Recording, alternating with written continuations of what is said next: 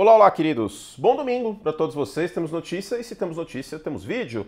Antes de mais nada, se inscreva no canal, vem com a gente. Tem muita coisa legal vindo nesta semana. Tem documentário que está sendo editado, vai sair do forno em breve.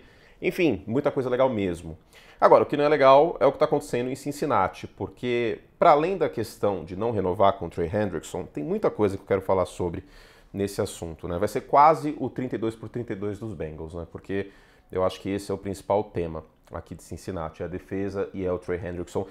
Vamos lá então, passar a notícia. O Tom Pelissero reportou hoje mais cedo, com o impasse de renovação de contrato do Trey Hendrickson, os Bengals estão ativamente ouvindo propostas sobre o jogador. Alguns outros insiders já reportam que eles estão ouvindo propostas há algumas semanas.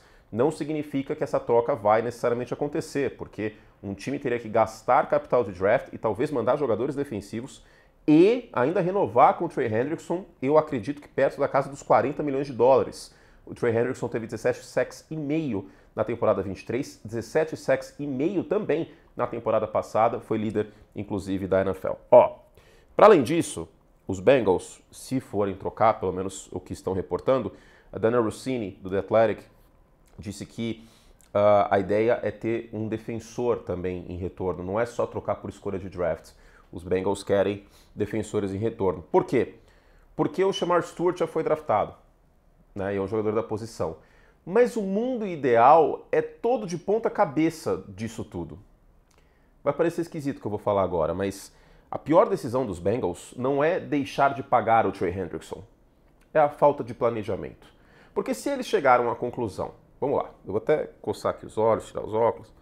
Vamos lá. Se eles chegaram à conclusão que não compensaria pagar o Trey Hendrickson, porque esse contrato vai envelhecer mal, que ele tem 30 anos, vai ter 31 anos nos playoffs, jogadores da sua posição, prestador de passe, ficam aí menos efetivos depois dos 30 anos, eles vão pagar por um jogador cujo auge da carreira vai ter passado em potencial. Eu ainda acho que ele vem para mais de 10 sacks nesta temporada, mas depois disso se entende a declinar. O Trey Hendrickson não é um jogador da mesma prateleira do Myles Garrett e do TJ Watt, embora a produção seja, em termos atléticos, em termos de jogador, não é. Tudo bem se o argumento fosse esse. Mas se o argumento fosse esse, eles deveriam ter buscado uma troca antes. Até porque, para além do Abdul Carter, essa classe de edge rushers no draft, ela não tinha um nome que poderia contribuir agora, como é o caso do Trey Hendrickson. E aí, a própria Dana Rossini reportou que se os Bengals tivessem feito uma troca antes do draft, obviamente eles conseguiriam coisas melhores do que agora, às vésperas da temporada, considerando que vários times que precisavam de jogadores na posição já endereçaram. Então, assim, a minha principal crítica aos Bengals é a desorganização, é a negligência, é a bagunça, para além do fato de que se você entrar agora na lista da Forbes de 32 franquias mais valiosas da NFL de 1 a 32, adivinha qual é a 32ª? É inaceitável que um time que esteve no Super Bowl há menos de 5 anos seja a 32ª franquia em valor da NFL. E é também porque a administração do Mike Brown é muquirana. Sempre foi assim. Os Bengals não são uma franquia bem administrada. E é um tanto quanto irônico, porque o pai do Mike Brown, o Paul Brown, é uma lenda na história da NFL. O cara que inventou o training camp. É o primeiro que pensou em colocar um ponto no capacete do quarterback para ele ouvir a chamada. E aí o filho, na minha visão, não faz um bom trabalho, né? Enfim, vamos lá. Primeiro de tudo, vamos endereçar a questão. Você pagaria ou você não pagaria o Trey Hendrickson? Depende. Depende da análise que os Bengals vão fazer. Eles acham que eles vão ter um time para ganhar um Super Bowl neste ano? Eu não acho que eles pensam dessa forma. E eu também não penso. Não acho que pagar o Trey Hendrickson vai resolver isso. Mas é aí que eu entro na questão. Desculpa, gente. Menor de idade, saiu da sala, por favor. Ou caga ou sai da moita. Ou troca o cara, ou paga o cara. O que não pode fazer é essa encebação. E aí no final de agosto, vamos trocar, né? Putz, ele não tá querendo receitar menos dinheiro, vamos trocar. Porque aí, obviamente, a demanda de outros times vai ser menor. Tem que ter um plano. Tem que ter um plano e tem que traçar o plano e seguir o plano. As melhores franquias da NFL são as que planejam. E que às vezes planejam para o médio e longo prazo.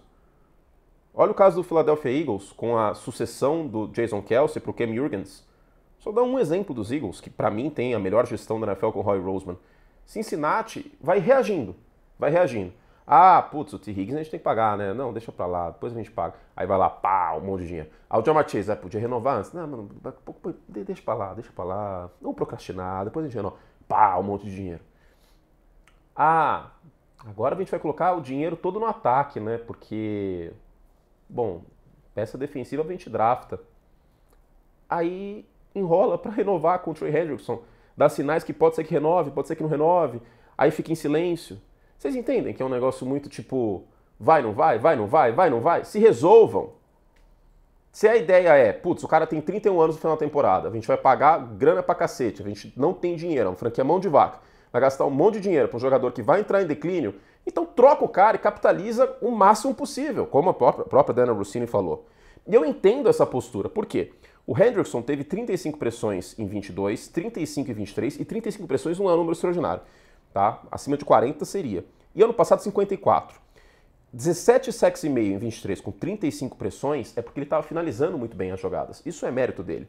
Mas tende a regredir a média. Acho muito difícil que ele repita os 2 últimos anos de 17 sacks e meio. A minha previsão seria de 11, 12 sacks, 30 a 40 pressões. Isso sozinho, obviamente, não resolveria a situação de Cincinnati. Então, o ponto é, decidam-se. Arquem com os seus BOs. Só isso. Só isso que Cincinnati precisa fazer. Porque enquanto não arca, vai desperdiçar o auge do Joe Burrow, desperdiçar o auge do Jamar Chase. E a gente viu os Packers negligenciando o auge do Aaron Rodgers. Na minha visão, negligenciaram em alguns momentos, né, em relação ao wide receiver e tudo mais. Enfim, resumo da ópera. Pode ser que ele seja trocado. E tá no título, eu preciso falar isso. Pra onde? O Benjamin Albright, ele reportou 3 times. Cleveland Browns, Carolina Panthers e Indianapolis Colts. Se o Mike Brown trocar o Trey Hendrickson pro Cleveland Browns, o pai dele, que aliás o time chama Browns por causa disso, ele foi mandado embora dos Maus 64. O pai dele sai do túmulo e vai persegui-lo por Cincinnati. E eu acho que os torcedores também vão fazer isso. Eu não acho que vai acontecer uma troca para Cleveland. E eu não sei nem se faz muito sentido, né? Para Cleveland, mas tudo bem. Porque Cleveland não tá um Trey Hendrickson ainda pagar o Trey Hendrickson de fazer alguma coisa. O Indianapolis Colts acabou de draftar o Lato Lato. Já gastou a escolha de primeira rodada recentemente em 2 edge rushers.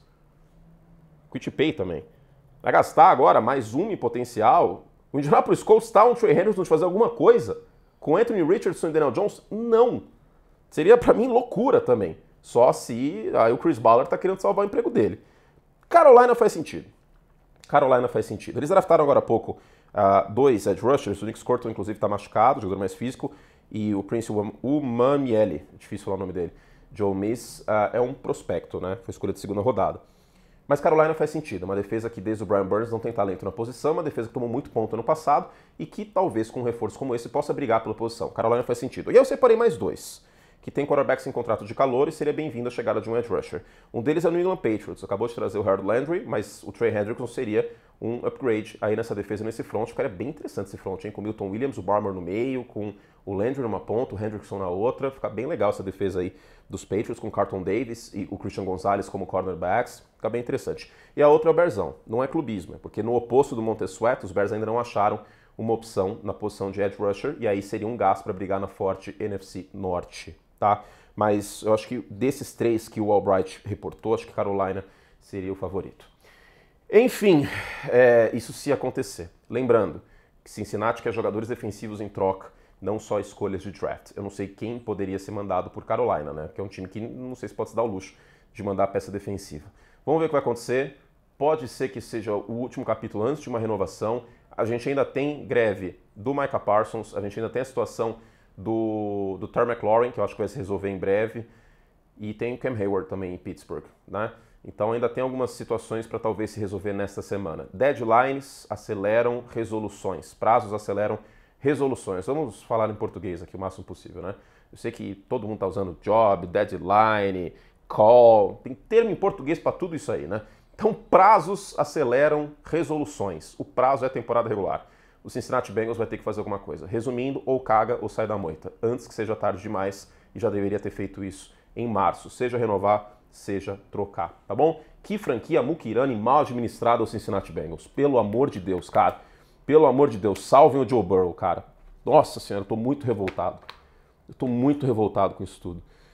Beijo carinhoso, fizemos todo o estrago que podíamos, mas não tanto quanto o Mike Brown nessa administração. Ó, linda! Ah, sim, sabe quais são os dois donos de franquia que também ingerem o time de uma maneira ou outra? Mike Brown e Jerry Jones. Não é coincidência. Beijo carinhoso, até a próxima. Vamos ver o que acontece nos próximos dias. Tchau.